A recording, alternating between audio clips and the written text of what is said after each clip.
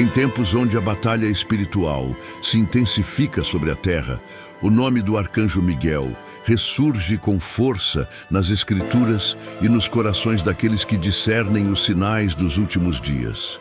Miguel, apresentado pela Bíblia como o anjo mais forte, não é apenas uma figura celestial entre tantas, mas o guerreiro principal de Deus, o comandante das hostes sagradas que se moverão no clímax da história humana. Seu nome, que significa "Quem é como Deus?", carrega consigo uma confrontação direta contra todo espírito de orgulho e rebelião. Não há outro personagem angelical que a palavra de Deus destaque com tamanha autoridade em tempos de conflito. Quando o Apocalipse se aproxima, é Miguel quem se posiciona. Quando as trevas tentam se espalhar, é ele quem se ergue. Ele não aparece nas Escrituras como mensageiro da paz, mas como guerreiro do juízo, aquele que lidera os exércitos celestiais na batalha no céu, descrita em Apocalipse, capítulo 12, e que reverbera até os dias de hoje. Em meio ao caos crescente e aos enganos que assolam o mundo, a lembrança da presença de Miguel é um alento, um sinal de que o céu está atento, vigilante e ativo. A relevância de Miguel para os dias atuais não está apenas no simbolismo de sua força, mas na atuação constante como defensor dos filhos de Deus. Ele é aquele que se move quando o plano divino encontra resistência no mundo espiritual. E em um cenário onde a fé é atacada e a verdade é relativizada, a menção ao arcanjo Miguel desperta o espírito para a realidade de que não estamos sozinhos. O céu tem seus guardiões, e o mais forte entre eles está em prontidão. O reconhecimento da figura de Miguel vai além do conhecimento teológico.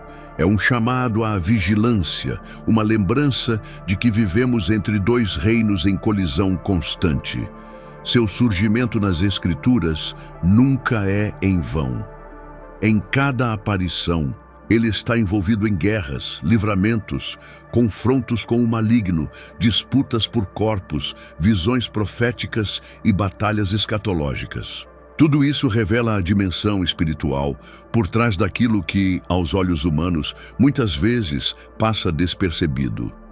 Judas, versículo 9, nos mostra Miguel confrontando o próprio diabo, não com insultos, mas com reverência à autoridade de Deus. Em Daniel, capítulo 10, ele entra em cena para romper barreiras invisíveis que impediam que a resposta divina chegasse ao profeta. Em Apocalipse, ele é o comandante da vitória celestial. Cada episódio revela uma camada nova da sua missão e da sua força, e prepara o terreno para compreendermos o papel que ele terá quando o tempo se cumprir. Afinal, quando Miguel se levanta, é porque o céu está declarando guerra. E quando o céu declara guerra, não há potestade que permaneça de pé. A guerra no céu. Miguel contra o dragão. Entre os mistérios mais impressionantes da Bíblia, a batalha descrita em Apocalipse, capítulo 12, se destaca como uma revelação das dimensões ocultas da realidade espiritual. Não é uma metáfora, nem uma alegoria poética. É o registro de uma guerra real, travada no céu, onde Miguel, o arcanjo, se levanta como comandante supremo dos anjos de Deus para enfrentar a rebelião que ameaçava a ordem divina. Essa batalha marca o início do fim para o inimigo e a declaração visível de que o reino dos céus não permanece passivo diante do mal. O texto diz: "E houve batalha no céu. Miguel e os seus anjos batalhavam contra o dragão, e batalhava o dragão e os seus anjos, mas não prevaleceram, nem mais o seu lugar se achou nos céus. E foi precipitado o grande dragão, a antiga serpente, chamada o Diabo e Satanás, que engana todo o mundo. Ele foi lançado na terra e os seus anjos foram lançados com ele." Apocalipse capítulo 12, versículos 7 ao 9. Essa não é uma cena de um futuro distante. É o retrato do momento em que o mal é confrontado com poder. onde Miguel deixa de ser apenas um nome conhecido dos estudiosos e passa a ser o protagonista da batalha espiritual mais decisiva da eternidade. A presença de Miguel nessa guerra não é ocasional. Ele não é convocado, ele se levanta, e isso diz muito sobre seu papel. Ele não age por impulso, mas por ordem. Sua força não é autônoma, é representativa da autoridade do Altíssimo. O dragão, identificado como a antiga serpente, representa a força do engano que desde o Éden tenta perverter o plano de Deus. Satanás, outrora conhecido como Lúcifer, não apenas caiu, mas mobilizou uma multidão de anjos em sua rebelião. A gravidade desse momento é tamanha que a Bíblia declara: não prevaleceram. O inimigo foi vencido antes mesmo que a história da humanidade começasse. A vitória de Miguel é o primeiro selo da derrota final de Satanás. Mas o que essa batalha revela ao coração humano? Que o conflito espiritual é real, constante e que os céus estão engajados. Miguel representa aquilo que os olhos não veem, mas que os céus garantem: proteção, combate, resposta. Ele não está lutando por sua glória, mas por causa da justiça. A batalha travada no céu não ficou no passado. Ela se reflete em cada alma que decide seguir a verdade, em cada coração que rejeita a mentira, em cada vida que escolhe a luz ao invés das trevas. O fato de Satanás ter sido lançado à terra é mais do que uma informação profética. É uma advertência espiritual. A guerra mudou de cenário, mas não terminou. O inimigo, derrotado nos céus, intensifica sua ação entre os homens. E é por isso que a lembrança de Miguel não pode ser vista apenas como uma curiosidade angelical. Ela é estratégica. É a certeza de que o céu não está inerte.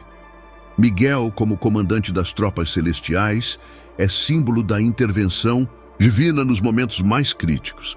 Ele é o braço da justiça de Deus em ação, e quando ele se move é porque o juízo está em andamento. Ao longo das Escrituras, sua imagem sempre aparece em contextos de confronto, revelação ou livramento. Em Apocalipse, ele não apenas derrota o dragão, ele o expulsa, e com ele todos os que o seguiram. Esse expurgo não é apenas físico, mas espiritual. O lugar do inimigo já não existe mais entre os que são fiéis. A atmosfera celeste é purificada, a ordem divina é restaurada. E a narrativa segue para mostrar o impacto dessa vitória não apenas no céu, mas também sobre a terra. Porque ao cair, Satanás traz consigo uma fúria alimentada pela derrota, mas limitada pela soberania divina. E é aqui que o papel de Miguel ganha nova dimensão. Se ele é capaz de vencer nos céus, ele também atua entre nós, mesmo que nossos olhos não percebam. Ele continua liderando o exército dos que combatem pela verdade. E seu nome, que proclama quem é como Deus, permanece ecoando como um lembrete eterno de que nenhuma força criada pode se igualar ao Criador. O céu permanece em movimento. E Miguel segue à frente da linha. Miguel e o corpo de Moisés, um conflito oculto. Há momentos na Escritura em que o silêncio diz mais do que as palavras. E em Judas, versículo 9, encontramos uma dessas passagens que, em poucas linhas, revelam um confronto de proporções espirituais profundas. Mas o arcanjo Miguel, quando contendia com o diabo, disputando acerca do corpo de Moisés, não ousou pronunciar juízo de maldição contra ele, mas disse: "O Senhor te repreenda." Nada mais é dito sobre esse episódio. Nenhuma explicação direta, nenhum detalhe sobre o porquê da disputa. Mas o que está oculto nas entrelinhas é um dos sinais mais reveladores da guerra invisível que se desenrola desde o princípio. Miguel, o mesmo guerreiro que expulsou o dragão dos céus, agora se posiciona diante do inimigo não em nome próprio, mas em nome do Senhor. Isso não diminui sua autoridade, pelo contrário, revela o fundamento de toda autoridade legítima. No reino espiritual, a submissão total ao Deus Altíssimo. A questão do corpo de Moisés não pode ser ignorada. Moisés não entrou na terra prometida, morreu em um lugar que ninguém conheceu e foi sepultado pelo próprio Deus, como está registrado em Deuteronômio capítulo 34. Não houve lamento público, nem procissão de líderes, apenas silêncio. E ainda assim, após sua morte, um conflito se levanta. Isso mostra que, mesmo após a partida de um servo fiel, aquilo que lhe pertence ou esteve sob sua missão, continua, sendo alvo de interesse nas regiões espirituais. Por que Satanás queria o corpo de Moisés? A Bíblia não nos oferece uma resposta direta, mas é possível compreender algumas implicações. Moisés foi o legislador, o libertador, o profeta do encontro face a face com Deus. Seu corpo poderia se tornar um objeto de idolatria, uma relíquia capaz de desviar corações. Ou talvez algo maior estivesse por trás. Uma tentativa de interromper um plano divino futuro, como sua aparição glorificada ao lado de Elias na transfiguração de Cristo, registrada em Mateus, capítulo 17. Independentemente do motivo, a ação de Miguel é firme, sem hesitação. Ele não discute teologia com o diabo, não negocia, não eleva a voz em rebelião. Ele apenas declara: "O Senhor te repreenda." É a imagem perfeita de um servo que entende sua posição. Miguel sabe que sua força está em obedecer, não em confrontar fora da autoridade divina. E isso também nos ensina: nem mesmo o mais poderoso entre os anjos age fora da direção de Deus. Essa disputa revela que o corpo de Moisés ainda tinha valor no plano eterno, não como instrumento de culto, mas como peça-chave de um testemunho que ainda se cumpriria. E é esse zelo que Miguel representa: o cuidado com o que Deus separou, a proteção daquilo que carrega propósito.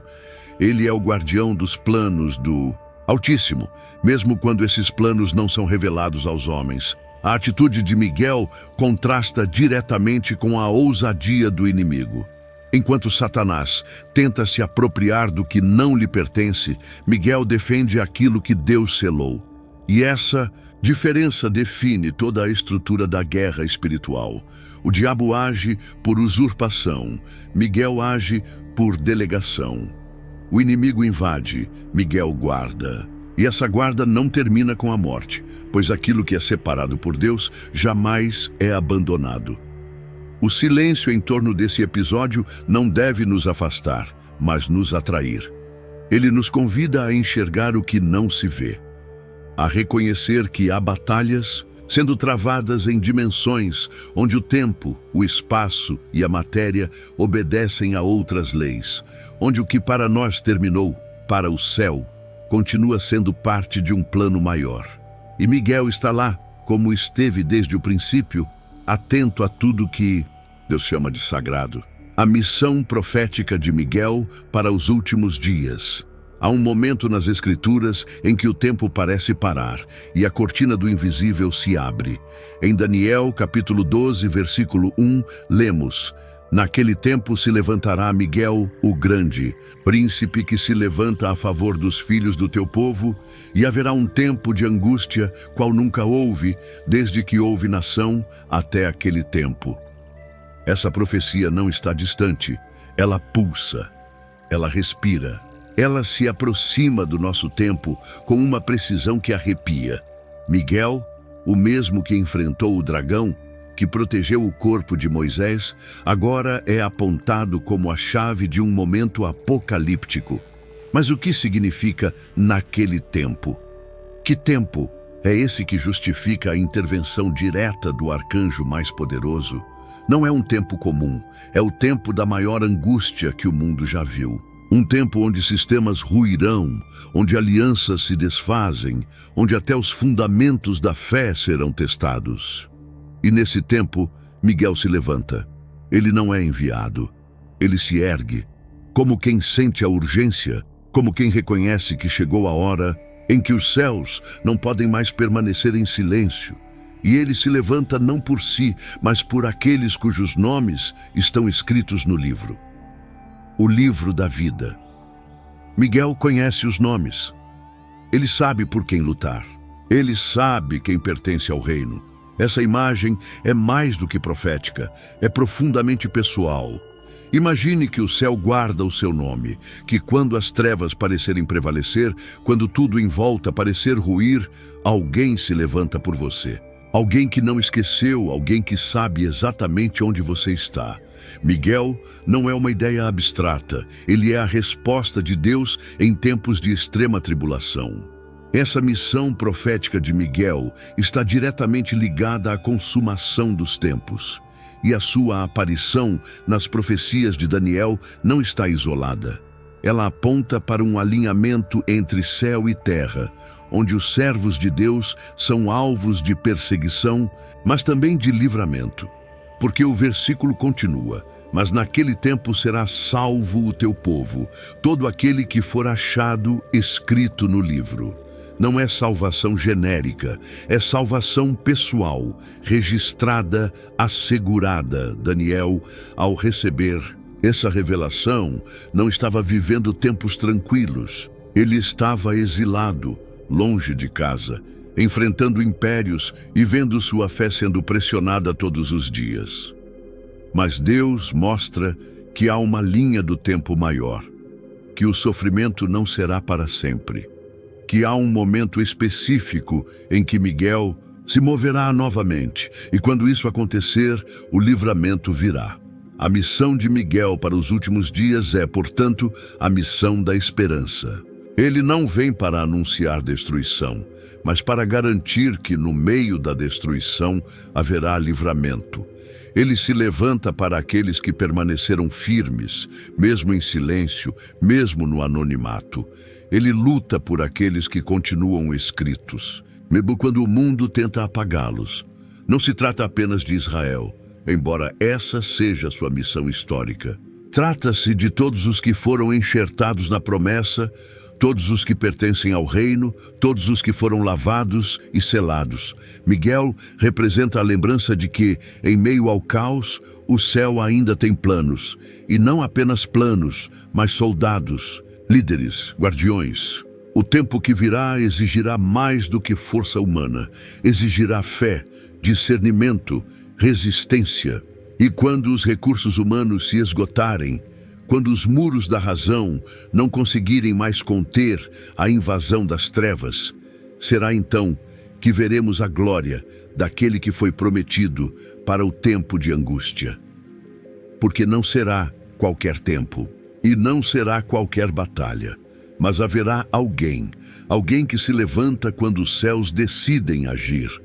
Vitória final, o arcanjo na segunda vinda de Cristo.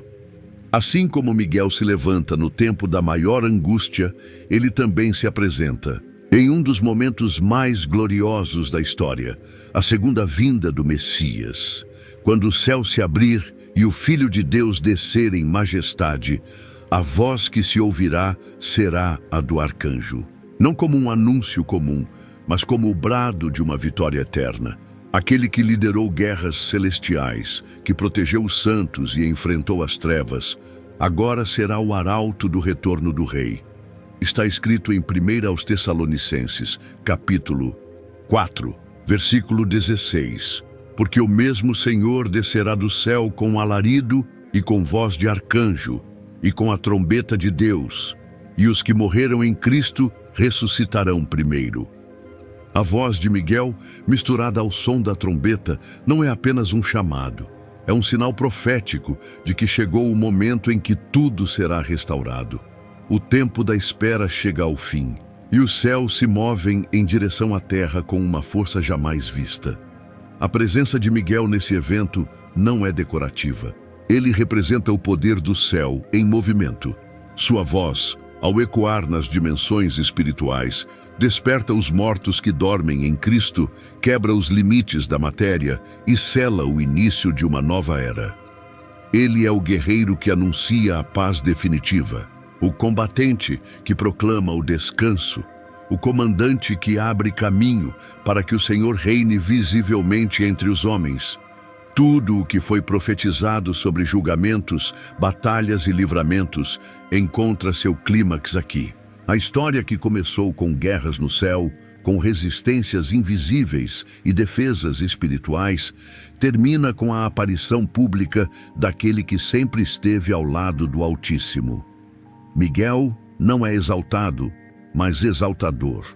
Ele aponta para o verdadeiro centro de toda a história, Jesus Cristo.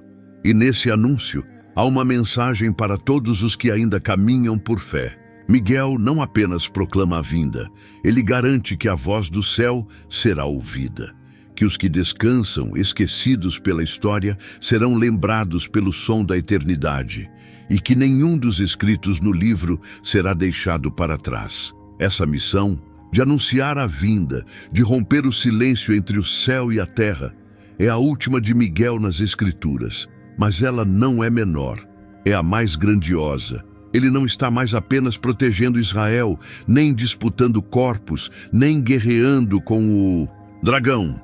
Ele está proclamando a vitória absoluta do Cordeiro, e sua voz é o toque final que separa este século do reino eterno.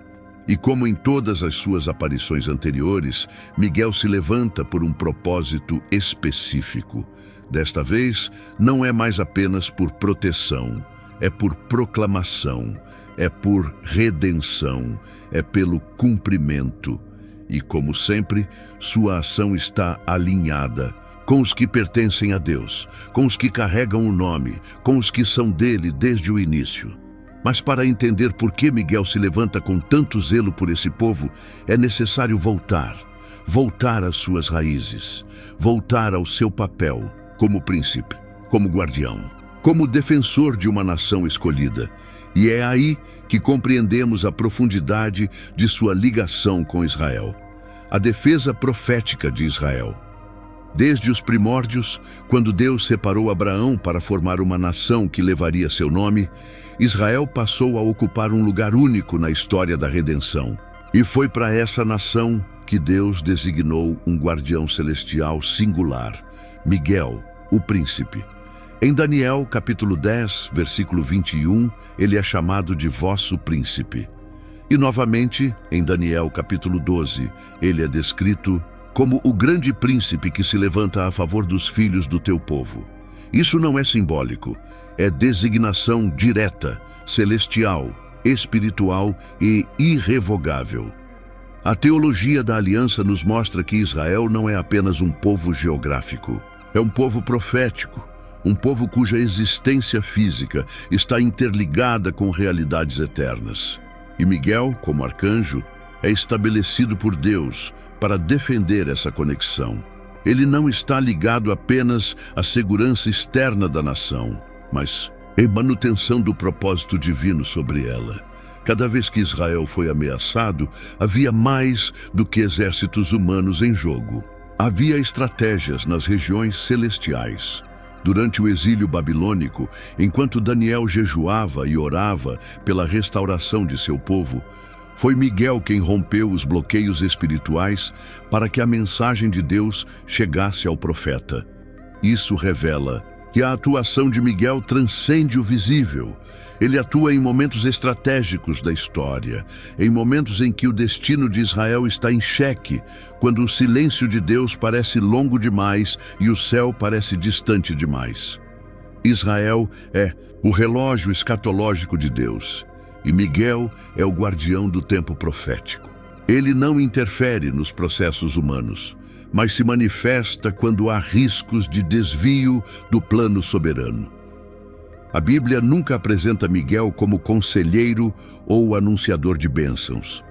Ele aparece em contextos de tensão, onde a fidelidade de Deus está sendo testada e onde os poderes das trevas tentam usurpar o que foi jurado em aliança. Mas por que Deus designaria um arcanjo exclusivamente para esse povo? A resposta está na promessa. Em Gênesis capítulo 12, Deus diz a Abraão: farei de ti uma grande nação, e em ti serão benditas todas as famílias da terra. Esse vínculo de bênção entre Israel e os demais povos só é possível se o fio da história permanecer intacto. Miguel, portanto, garante essa continuidade. Ele guarda não apenas pessoas, mas propósitos. Ele protege não apenas vidas, mas promessas. É preciso entender que, espiritualmente, Israel não é apenas alvo de perseguições por razões geopolíticas. Há um ódio antigo contra esse povo, nascido da serpente, que compreende que o cumprimento final das profecias depende de Israel estar onde deve estar, no tempo certo, no lugar determinado por Deus. E é por isso que Miguel permanece em posição. A atuação dele não está limitada ao passado.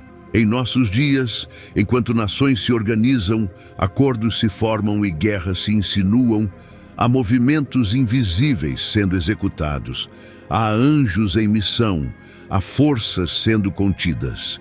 E entre esses movimentos, Miguel segue em prontidão.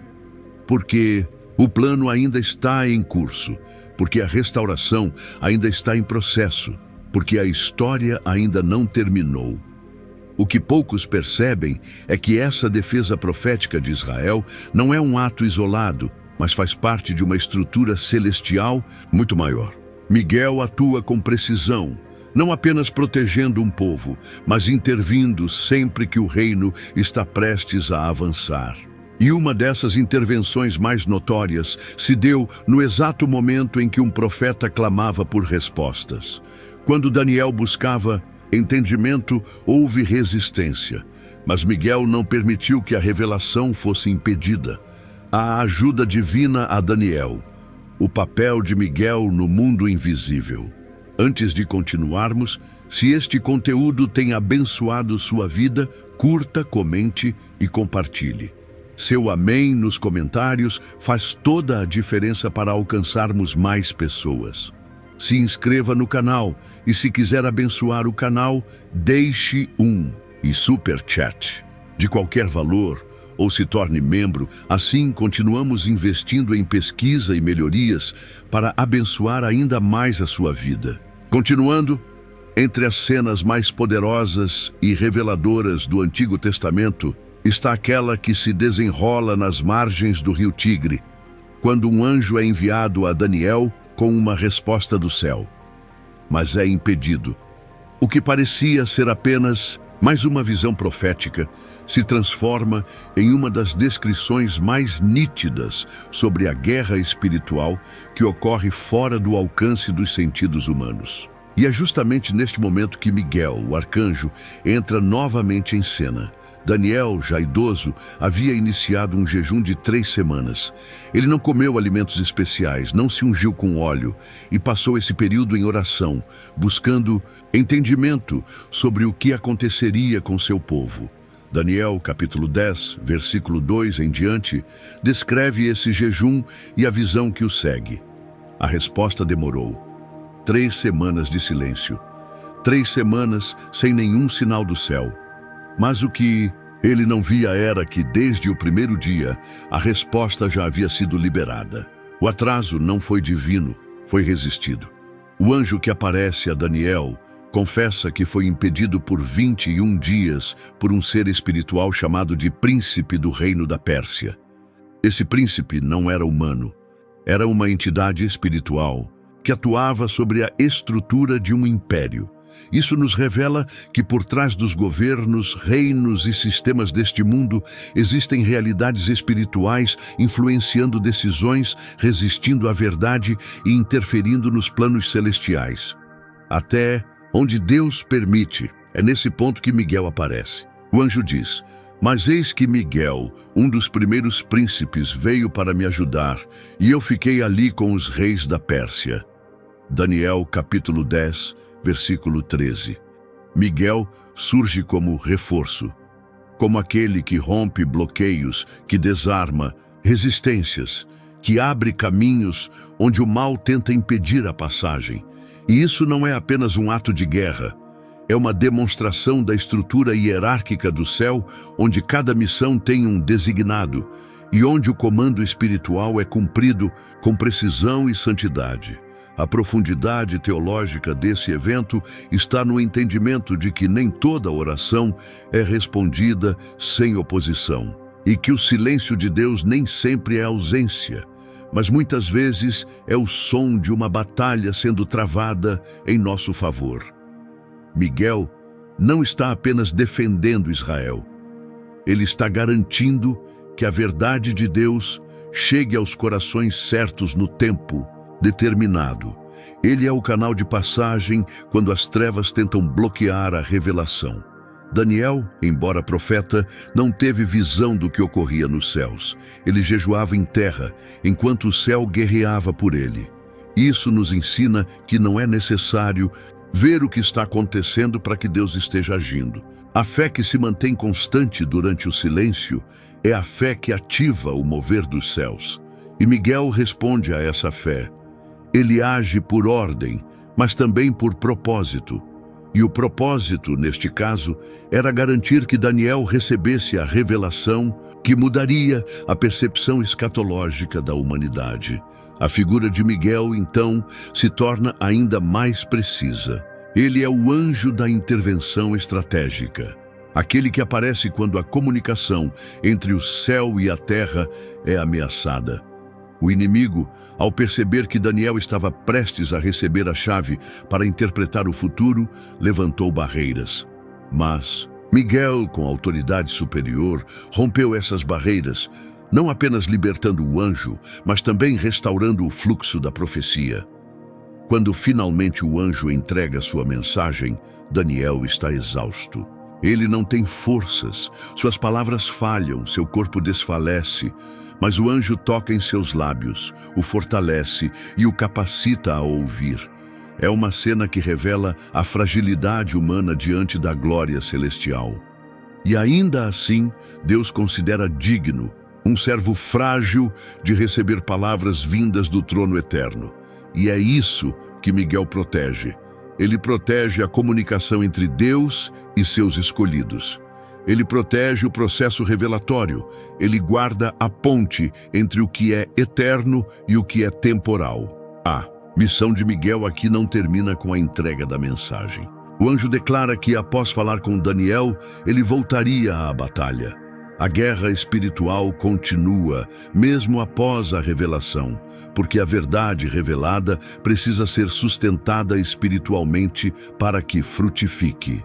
E esse é o tipo de missão que revela a grandeza de Miguel. Ele não apenas abre o caminho, ele permanece vigiando enquanto a palavra germina. E essa permanência é essencial para entender como o mal se espalhou desde os primeiros dias, como a rebelião espiritual que começou nos céus encontrou solo fértil entre os homens. E é por isso que, para compreender a raiz dessa batalha invisível, precisamos voltar ainda mais até o momento em que o primeiro brilho de orgulho se acendeu no coração de um anjo que um dia foi chamado de portador da luz. Queda de Lúcifer e a rebelião dos anjos. Antes da terra girar pela primeira vez, antes do Éden florescer, antes de o homem ser moldado do pó, houve um silêncio quebrado no céu. Um som imperceptível aos ouvidos humanos, mas retumbante nos corredores da eternidade, o som da rebelião. Lúcifer, um ser de luz, ornado com pedras preciosas, um querubim ungido e perfeito em beleza e sabedoria, elevou seu coração acima do trono que deveria adorar. Em Ezequiel, capítulo 28, versículos 12 ao 17, somos conduzidos ao retrato desse ser celestial. Estavas no Éden, jardim de Deus, perfeito eras nos teus caminhos, desde o dia em que foste criado, até que se achou iniquidade em ti. Elevou-se o teu coração por causa da tua formosura. O que se achou nele não foi fraqueza, foi orgulho, um desejo de ser mais do que um reflexo, um desejo de ser adorado. Isaías, capítulo 14, revela as intenções de seu coração. Eu subirei ao céu, acima das estrelas de Deus, exaltarei o meu trono, serei semelhante ao Altíssimo.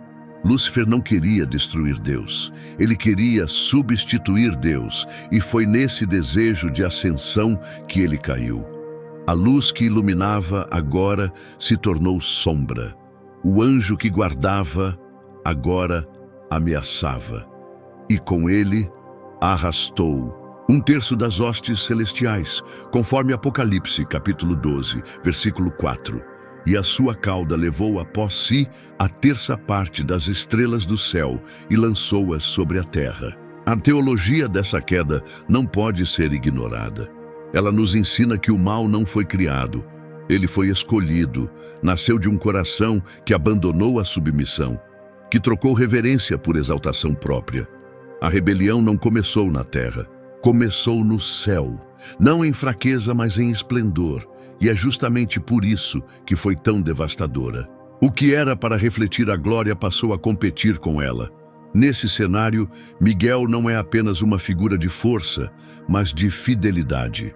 Enquanto Lúcifer se exaltava, Miguel permanecia no lugar que lhe foi designado. Enquanto o anjo caído tentava se tornar como Deus, Miguel vivia para proclamar quem é como Deus. Sua própria existência é um contraponto à rebelião. Ele é o selo da ordem divina diante do caos insurgente. A rebelião angelical não foi um evento isolado. Ela inaugurou uma era, iniciou uma guerra sem fronteiras visíveis. A Terra, quando criada, seria o novo palco dessa batalha. O ser humano, criado à imagem de Deus, se tornaria o alvo da vingança do dragão expulso. A serpente no jardim não era um mero animal, mas o símbolo da inteligência caída, da luz corrompida. E o Éden foi o primeiro campo de prova dessa guerra entre o que permanece e o que se afastou. Os anjos que seguiram Lúcifer não foram coagidos, foram convencidos. A liberdade que receberam se tornou instrumento de queda. E o julgamento que paira sobre eles é absoluto, pois se Deus não poupou os anjos que pecaram, mas os lançou no inferno, entregando-os às cadeias da escuridão, ficando reservados para o juízo. 2 de Pedro, capítulo 2, versículo 4. A queda de Lúcifer foi a ruptura de uma estrutura, a fragmentação de um ambiente onde antes tudo era harmonia, mas ela também foi o nascimento da vigilância. A partir dali, o céu se tornou ainda mais ativo, mais estratégico, mais intencional, porque o mal não retrocede sozinho. Ele precisa ser resistido, combatido, confrontado, e é por isso que Miguel permanece à frente. Mas a batalha que começou lá, não terminou lá. Ela desceu à terra, arrastando com ela o peso de uma fúria antiga. E é nesse cenário, entre ruínas espirituais e conflitos proféticos, que se aproxima o confronto final. Um campo de guerra onde Miguel não lutará sozinho, mas liderará as forças celestes em direção à vitória, num dia que já foi escrito, mas ainda não chegou. A continuação da guerra na terra até o Armagedon. Quando Lúcifer foi expulso do céu, sua derrota não significou o fim da batalha. Pelo contrário, ela marcou o início de uma nova fase. Uma fase em que o campo de guerra se deslocou dos céus para a terra.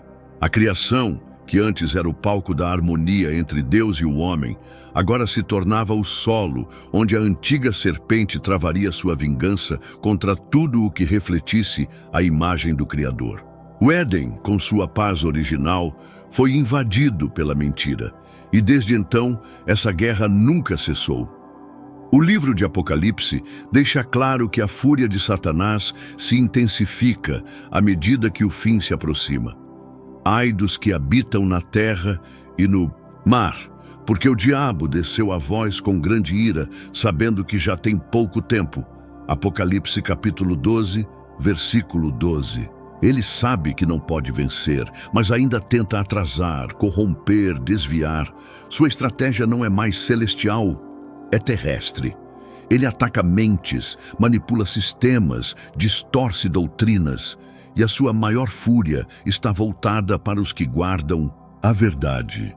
Nesse novo cenário, Miguel não é mais apenas o comandante da batalha no céu.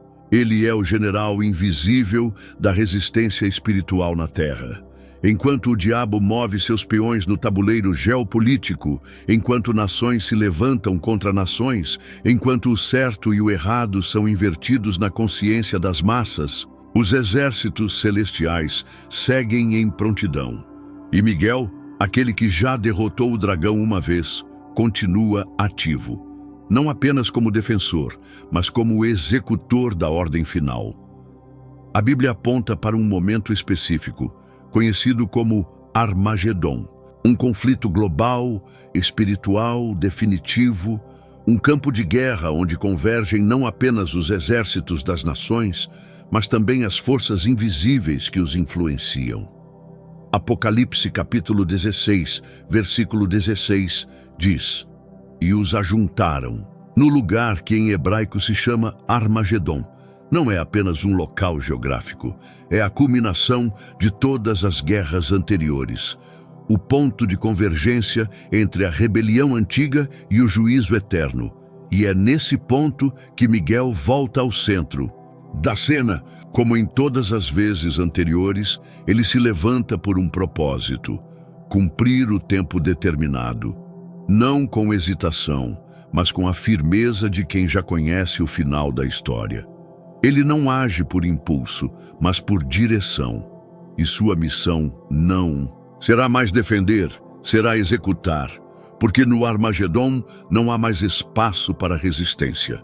É o dia em que as trevas serão julgadas sem apelação. Mas mesmo antes desse confronto final, a guerra já é sentida. Cada batalha que enfrentamos, cada tentação que resistimos, cada verdade que defendemos, faz parte dessa guerra maior. A Terra está em meio a um conflito milenar que muitos não percebem. E é por isso que o papel de Miguel é tão necessário. Ele não apenas participa da batalha, ele garante que o céu jamais fique em silêncio enquanto a terra geme. A escatologia bíblica não pinta um fim fácil, mas também não deixa dúvidas sobre o resultado. Miguel não luta por incertezas, ele luta com a certeza de que a vitória já está decretada. Ele se move não por medo, mas por autoridade. E à medida que os sinais se multiplicam e os tempos se aceleram, sua presença se torna cada vez mais próxima, invisível, mas presente, silenciosa, mas letal para o inimigo. E assim como ele se moverá no Armagedon, ele já está se movendo agora. Porque antes da vitória pública, há uma batalha sendo travada no segredo, e nesse segredo ele lidera o exército mais poderoso do universo, um exército que jamais falha, um exército que avança até o dia em que o céu deixará de guerrear, porque a paz será definitiva, a força imparável dos anjos de Deus. Nos bastidores da história humana, há forças que excedem em glória, em poder e em fidelidade. Anjos que não dormem, que não se cansam, que não hesitam. Servos celestiais que ouvem diretamente a voz de Deus e se movem com precisão absoluta para cumprir suas ordens. Entre eles, há um que lidera, que carrega em si o peso da responsabilidade e o selo da força. Miguel não é apenas o mais mencionado, ele é o mais mobilizado, o anjo que se move quando o reino está para avançar, quando a justiça precisa ser estabelecida, quando o plano de Deus não pode mais ser adiado.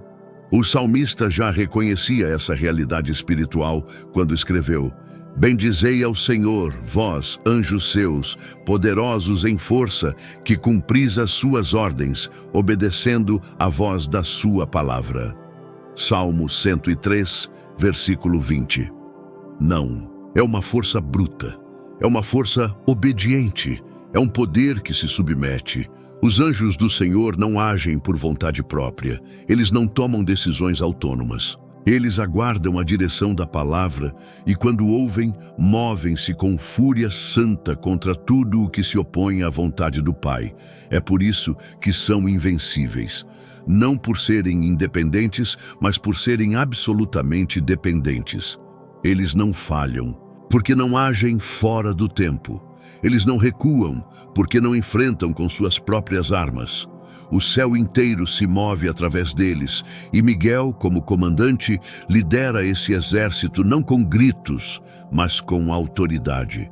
Ele não é apenas forte, ele é alinhado, e por isso é imparável. A Escritura não romantiza os anjos.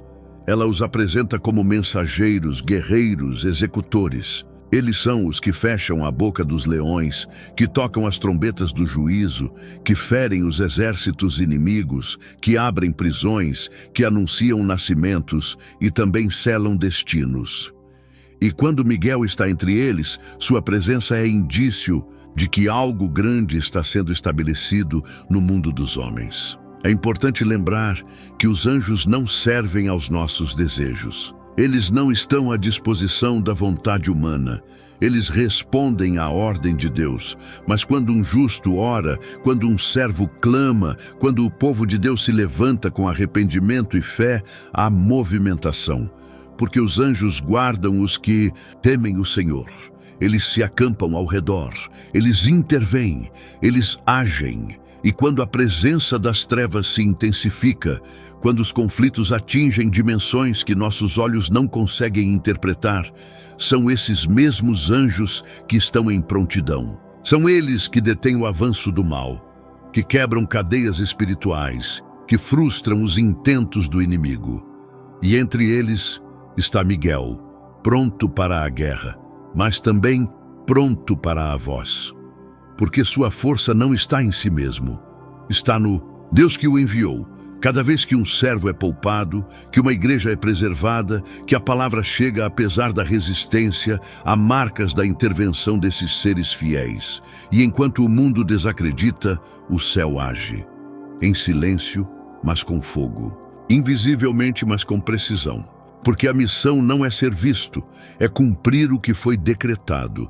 E se há algo que o papel de Miguel nos ensina, é que o reino de Deus não está desprotegido, que a terra pode tremer, os impérios podem se erguer, as nações podem se rebelar, mas o céu permanece em prontidão.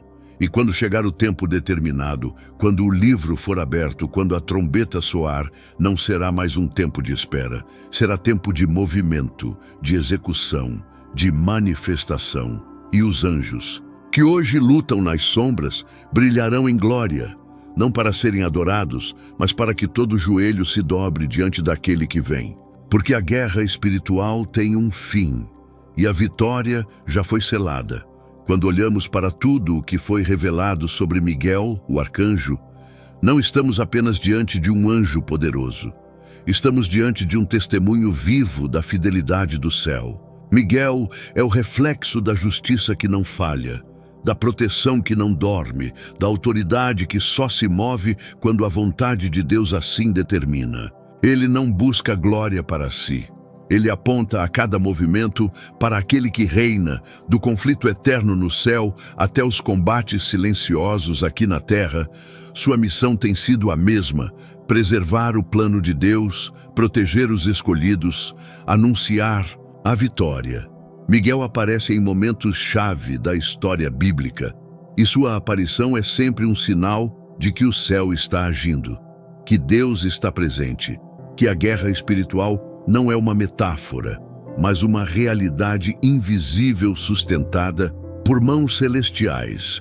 E ao longo de tudo que ouvimos, há um fio condutor, o cuidado de Deus pelos seus. Um cuidado que começa antes de nascermos, que atravessa a história, que se move no invisível e que culmina na certeza de que, no fim, a luz vence. A justiça vence. O Cordeiro reina. Essa história não é sobre Miguel, é sobre o Deus que o levantou, e é sobre você, sobre o quanto você é precioso para que o céu se mova com tanta intensidade, sobre o quanto Deus deseja que você esteja de pé quando tudo ao redor desmorona, sobre o quanto Ele ainda te chama. Talvez você esteja ouvindo tudo isso e percebendo que se afastou, que o fogo esfriou, que a guerra te desgastou. Ou talvez nunca tenha entregado seu coração a Cristo. Mas hoje, agora, enquanto ouve essa mensagem, você sente que é hora de voltar. ou de começar. E se esse é o seu momento, se essa é a sua decisão, não adie. Hoje, se você deseja se reconciliar com nosso Salvador Jesus Cristo por ter se afastado dos caminhos, ou quer iniciar uma nova jornada rumo à salvação eterna, comente aqui embaixo: eu te aceito, Senhor Jesus, como meu único e suficiente Senhor e Salvador da minha vida. E se essa mensagem falou ao seu coração, comente amém aqui embaixo. Isso não apenas fortalece sua fé, mas ajuda essa palavra a alcançar mais vidas, porque o mundo precisa ouvir.